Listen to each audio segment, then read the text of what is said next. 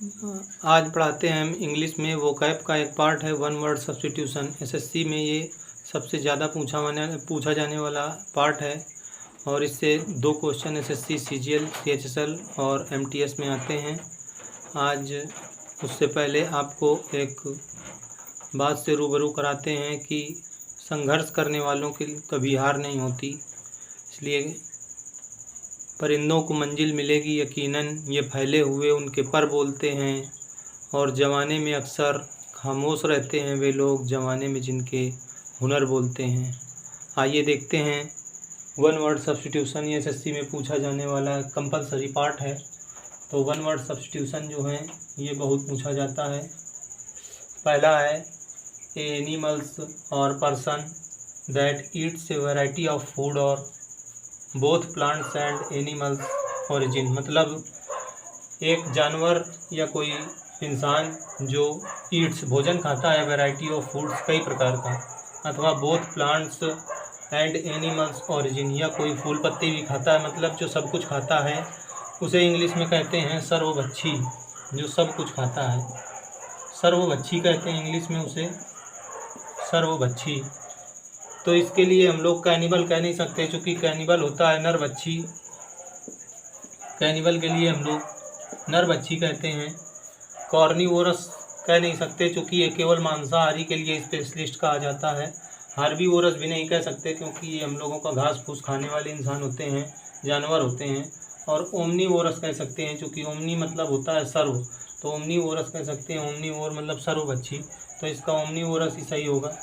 उसके बाद अगला सेंटेंस आता है one who lives on others, जो लोग लिव्स रहते हैं अदर्स दूसरों के सहारे, लिव्स दूसरों के यहाँ रहते हैं, तो उन्हें हम लोग क्या कहते हैं? पैरासाइट। पैरासाइट मतलब होता है जो दूसरों पर निर्भर हो, शरणार्थी कह सकते हैं।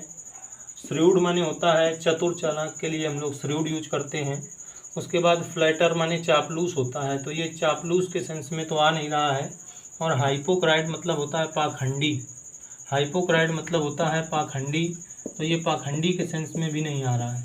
तो ये दूसरों पर निर्भर रहने वालों को हम लोग पैरासाइट ही कहते हैं। पैरासाइट शरणार्थी को कहते हैं। अगला तीसरा है a doctor who specializes in heart diseases, मतलब एक ऐसा डॉक्टर जो स्पेशलिस्ट हो किसका?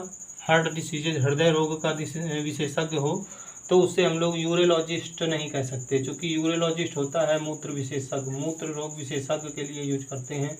नेफ्रोलॉजिस्ट भी नहीं कह सकते, क्योंकि नेफ्रोलॉजिस्ट होता है किडनी रोग विशेषज्ञ, तो नेफ्रोलॉजिस्ट भी नहीं हो सकता। डर्मेटोलॉजिस्ट ये भी नहीं हो सकता, क्योंकि डर्मेटोलॉजिस्ट होता है चर्म रोग विशेषज्ञ। कार्डियोलॉजिस्ट हो सकता है, कार्डियोलॉजिस्ट माने भी हृदय रोग विशेषज्ञ के लिए यूज कर सकते हैं। इसके लिए इसका जो आंसर है वो कार्डियोलॉजिस्ट है, doctor who specialist in heart diseases. उसके बाद चौथा है one who is all powerful, जो सर्वशक्तिमान हो। One who is all powerful, जो सर्वशक्तिमान हो उसे कनक्योरर, कनक्योरर मतलब होता है विजेता, जो जीत के आया हो उसे विजेता कहते हैं। इम्परर होता है सम्राट, सम्राट जो किसी राज्य का राजा हो। ओमनीपोटेंट माने होता है सर्वशक्तिमान, तो one who is all powerful का हमारा ओमनीपोटेंट हो जाएगा, सर्वशक्तिमान। सोवेरिजिन माने होता है शासक, सोवेरिजिन माने शासक होता है, और हमारा शासक होगा नहीं, क्योंकि शासक किसी राज्य का होता है, सर्वशक्तिमान नहीं हो सकता। उसके बाद अगला पांचवा हमारा आता है कि one who speaks for others, जो दूसरों के लिए बोला करते हैं उन्हें कहते हैं one who speaks for others, दूसरों के लिए बोलने वाले। ओरेटर माने होता है कुशल वक्ता, जो अच्छे से बोल लेते हों, तो कुशल वक्ता यहाँ पर होगा नहीं, क्योंकि जो दूसरों के लिए बोलते हैं स्पोक्स पर्सन, स्पोक्स पर्सन सही है, दूसरों के लिए बोलने वालों को स्पोक्स पर्सन कहते हैं। वर्बस, वर्बस के लिए हम लोग कहते हैं जो मतलब बातों के आडंबरी होते हैं, जिन्हें हम लोग आडंबरी बातों को बनाने वाले, तो ये वर्बस भी नहीं होगा। टाकेटिव बतूनी होते हैं, टाकेटिव बतूनी, इन्हें हम लोग इंग्लिश में एक शब्द और गैरुलस भी कहते हैं, गैरुलस, तो ये भी नहीं हो सकता, तो यहाँ स्पोक्स पर्सन हो जाएगा, दूसरों के लिए बोलने वाले।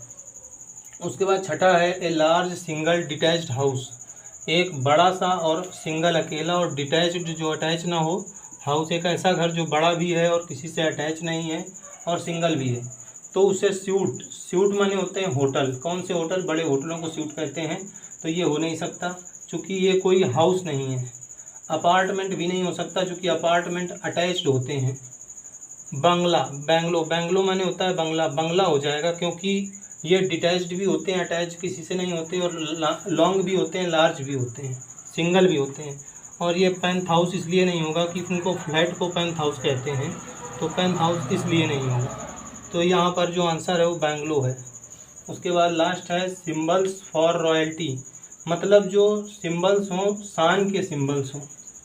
अभी मोदी जी ने जो एक स्तंभ लाए हैं तो वो ये सिंबल्स ऑफ रॉयल्टी ही है जो उन्होंने सुप्रीम कोर्ट में लगाया है। तो उसके लिए जो हमारा स्कल्पचर, अब स्कल्पचर होगा नहीं, रेलिक माने अवशेष होता है, रेलिक होता है अवशेष के लिए, ये अवशेष होगा नहीं।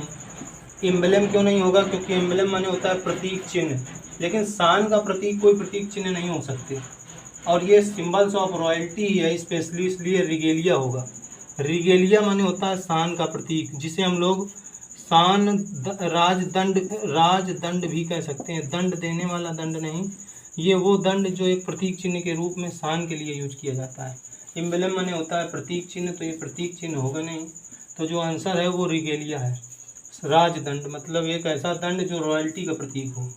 और स्कल्पचर होगा नहीं, स्कल्पचर माने भी होते हैं राजदंड के सेंस में होते हैं, पर ये वो राजदंड है जो दंड देने के सेंस में ना यूज करके इनको अपने साथ लेकर चला जाता है, इसलिए स्कल्पचर नहीं होगा। रैलिक अवशेष नहीं होगा, एम्बलम प्रतीक चिन्ह नहीं होंगे, रिगेलिया होगा राजदंड। Thank you. ये सभी रिवाइज करें और इनको याद करें, एसएससी में पूछे जाने वाले हैं। धन्यवाद। कृपया सब्सक्राइब करें।